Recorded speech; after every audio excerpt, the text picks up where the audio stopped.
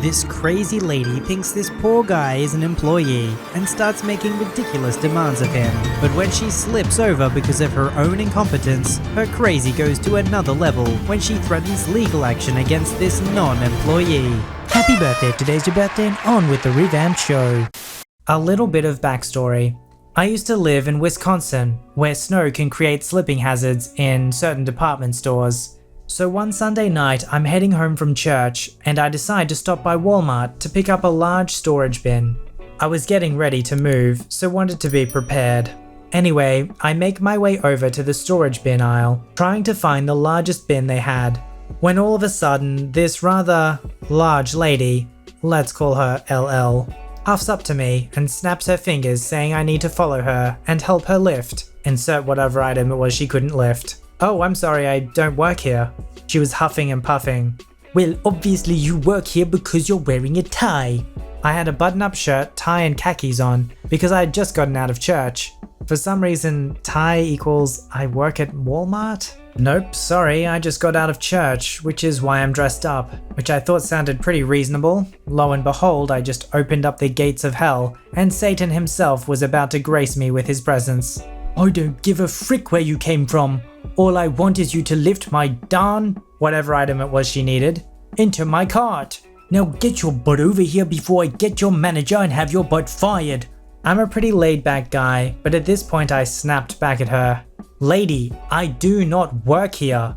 Now leave me the heck alone and let me find my bin in peace. At this point I grabbed the largest bin I saw, not heavy but rather awkward to carry, and head to the checkout line, where I see LL following behind me still, yelling obscenities and saying she's gonna have my butt fired. I'm a good 20 to 25 feet away from her, but she picks up speed and narrows the gap. She's honing in on me like a cheetah about to take down its prey. I was honestly concerned at what she'd do to me if she caught up to me. By now we've already gained a few prying eyes, wondering what the heck all the commotion is about, and I'm looking around for an actual manager or employee to help me.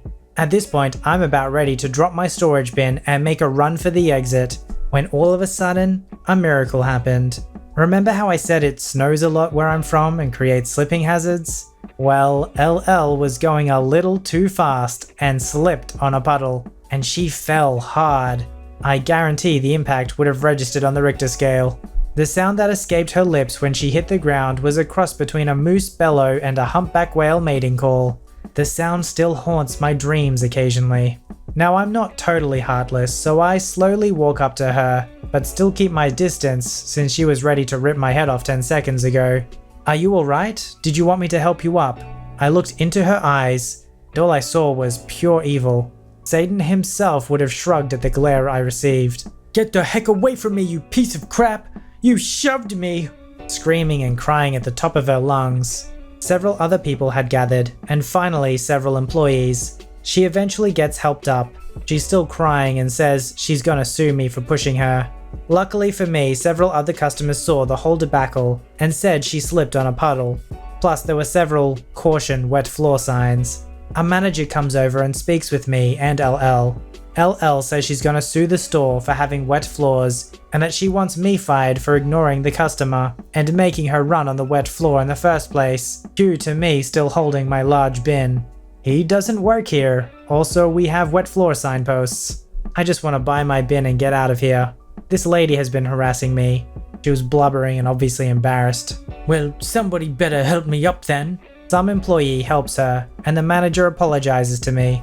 I go and buy my bin and leave. You know, it's difficult enough being an actual employee at Walmart or one of those retail stores, let alone being a customer who gets confused with being someone who works there, because you're not being paid to be there. So any amount of time of them trying to convince you that you work there is just wasting your time. I've only once had the experience where somebody was confused and thought I worked at the store. It was just after I attended a wedding, and I was just killing time at a store, and similarly to this story, I just happened to be wearing a nice shirt and tie. Fortunately, my experience was just a simple, "Oh, sorry," and then they left, like a normal person would do. But I do feel like I missed out a bit. It sounds like it was a bit exciting trying to run away from LL there. Some time ago, I had a job as a runner of a crappy horror movie company. Part of my job as a runner was to go to the bank to make various deposits and withdrawals for both the company and the boss. I went to the bank almost every day, sometimes multiple times a day.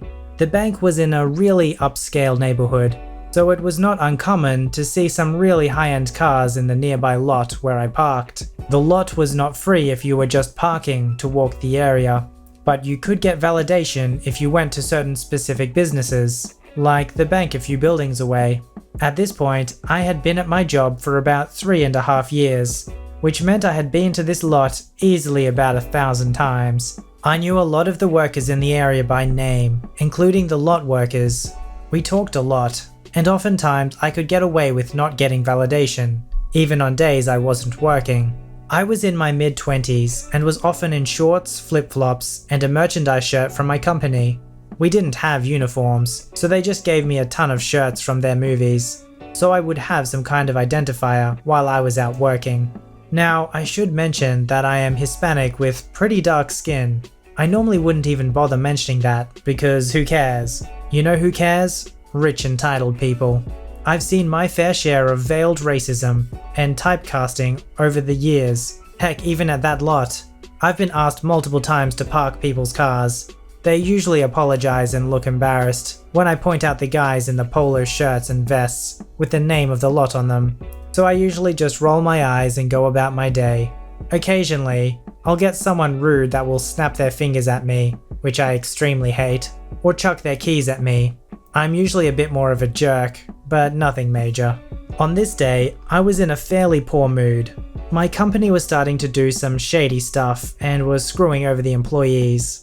A lot of people hadn't been paid in weeks, and I was on half checks. The only reason I got any money was because the main meat of my job had me driving anywhere from 4 to 12 hours a day, and I can't do that without gas, which they reimbursed me for on top of my paycheck. So, on my way to the bank, I bought a strawberry smoothie for lunch, as I knew there was no chance I was going to make it back to the office to eat the food I brought. I pull into the non-valet parking in the lot, chat with the attendant while I grab my ticket, and start walking towards the bank. I hear someone shouting, "Jose! Hey Jose!" But obviously I ignore it, as my name is not Jose. I walk past the lady shouting when I feel something smack me in the back of the head, dropping my glasses. I pick up my glasses and turn around and see this red-in-the-face lady glaring angrily at me. I was super ticked off. I looked down to see what hit me, and of course, it was her car and house keys. This nasty lady literally threw her keys at a stranger's head. She was driving some really nice Escalade that looked like it was probably fully loaded and detailed regularly. I pick up her keys and shout, "What the heck, lady?" She shouts back, "Didn't you hear me calling you, you freaking..." racial slur. "It's your own fault for ignoring me. I'm late for my hair appointment. Park my gosh darn car." I was absolutely dumbfounded. I tried to explain to her that I didn't work there, but she was not having it. Every time I opened my mouth, she called me something even more demeaning and racist, questioning my intelligence and threatening me to get me fired. She started walking away, so I decided, screw it. I hurried up, walked to the restaurant next door, and shouted, "Hey!" She turned around, steaming at her ears. I said as calmly as I could manage, "I don't work there." Then I dropped her keys in my half-full smoothie and chucked it as hard as I could into the restaurant's dumpster. The look on her face when the cup exploded in pink chunks as her keys dropped into a stanky dumpster was absolutely the freaking best. I walked away flipping her off as she turned and ran back to the attendants. After I did all my bank business, I went back to the lot and saw her shouting at the lot security and pointing at me. The security guard, who of course I knew, asked me what happened. I told him she threw her keys at me, started shouting obscenities, and refused to take them back when I tried to explain that I didn't work there, and also that I threw them in my smoothie and chucked them in the trash next door. He was holding back his laughter when I finished. She tried to get him to call the cops on me, but he tried to explain to her that she willingly gave me her keys and refused to take them back, telling her that she should have taken that extra second to listen to what I was trying to tell her. She then demanded that one of the workers go into the dumpster and fish the keys out, but he just pointed at a sign that said that the lot takes no responsibility for lost or stolen property. He then informed her that her Escalade was blocking traffic into the lot, and that if she didn't move it in 15 minutes, he would call a tow truck to move it. She did not like that, and she let him know she didn't, through racist ranting and grandstanding. He stood there quietly the whole time and took it. When she was finally finished, he looked down at his watch and told her, "You have 7 minutes, ma'am." Wouldn't you know it, she angrily trudged off towards the dumpster. We had a good laugh about it, but he told me not to do it again. As I pulled out of the lot, I got a nice view of her in the dumpster, furiously throwing everything everywhere. I honked and waved as I passed, and went about my day with a big smile on my face. The next day, one of the lot guys told me that they ended up having to tow her Escalade. I guess she couldn't find her keys. Oh well, hope the hairdresser didn't mind her smelling like garbage. I'm not sure about the legality of all this, or if I would have been in actual trouble if the police had been called. She just caught me on a bad day. I don't feel the least bit sorry about what I did though. I guess the moral of the story is, don't be racist trash. And also, don't just give your keys to anyone like an idiot.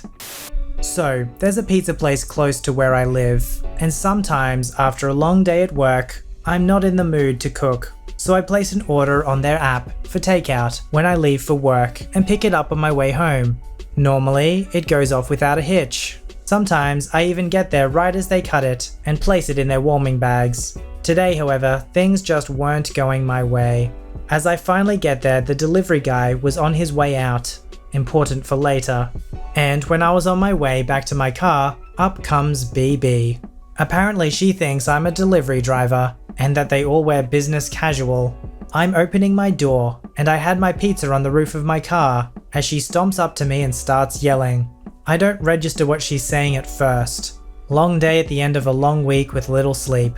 But apparently she had ordered delivery and the guy hadn't delivered it yet, and her little brats at home were hungry. I managed to get a word in while she takes a breath and try to explain that I'm not the delivery guy, but BB isn't having any of it.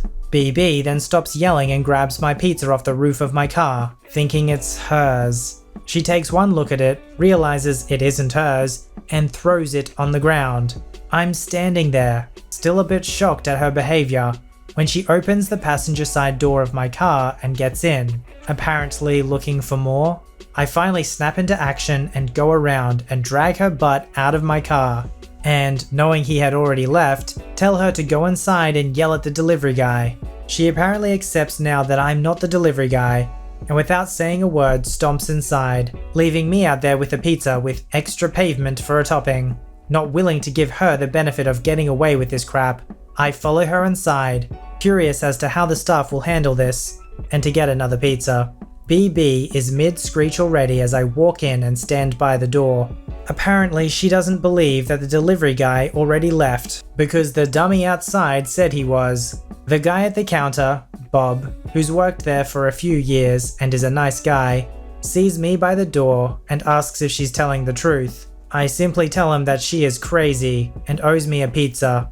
Bob then assures BB that the delivery guy left 5 minutes ago, and apparently she accepts this and starts to walk to the doors. Bob then chimes in and says that since she wouldn't be able to get home before the delivery guy made it there, she could pay here and he'd tell him to just leave it and run. She agrees, mumbling something about them not being as stupid as she thought, though she apparently had a problem with the amount, which wasn't what she was quoted on the phone. Bob told her what was on the receipt: her extra large vegetarian pizza, a 2-liter of Pepsi, my large pizza, and one of those big cookies. BB goes crazy at Bob, asking what the heck he was thinking trying to pull that. Bob, somehow managing to keep a straight face, asks her if what I said was true, to which she replies, "So what if it is? You break it, you bought it, simple as that." And BB then, in a huff, turns to try and apparently run away and try and get home in time, but stops dead when she realizes I'm still standing there by the door. I just motion with my fingers for her to turn back around and pay. And Bob adds that he can always call the driver and have him lose the pizza. BB looks genuinely shocked and said we were trying to blackmail her over a pizza. Really? After a minute of pouting, she caved and paid, swearing at us the whole time. She then stomps out, gets back into her car, and peels out of the parking lot like she was being chased by the cops. And Bob tells me that my new pizza will be about 12 minutes. He then says he added the cookie as a way of apologizing for her, and was surprised that she didn't notice it, and also said he'd go back and void my original order to give me a refund. We laugh, and eventually I get a fresh hot replacement pizza and the cookie, and go on my way after thanking Bob again for dealing with her the way he did. While writing this up, I realized that Bob never actually called the delivery guy, and that I should ask him about it next time I go in. I actually have a lot of jobs. I think I'm up to 5 at the moment, all 0 hours. Flexible and freelance stuff. I've got to jump around a lot if I want to make a full-time pay. Most of my jobs involve caring for or entertaining children in some way.